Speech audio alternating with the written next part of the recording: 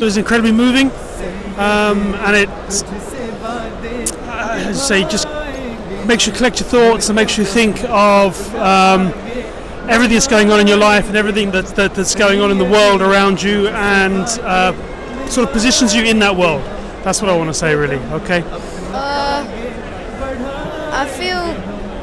I feel like because everyone was doing better around me, and I felt like we were all one together under Hazur, and that was quite interesting for me because it was quite unique. वो जब भी बैत करो तो एक नई पैदाइश समझें आप कि इंसान को जो एक साल में अगर उसने कोई गलतियां की हैं तो अल्लाह वो उसका एहसास करते हुए जब नई बैत करता है तो वो समझो कि उसके एक नई पैदाइश होती है। तो यही है, समझें कि एक नई पैदाइश यहाँ से जो है एक इंसान की होती है। तो ये बैत करके एक उसमें यानी कि उसमें तजदीद आ जाती है ईमान में और ईकान में और जोश में और जज्बे में।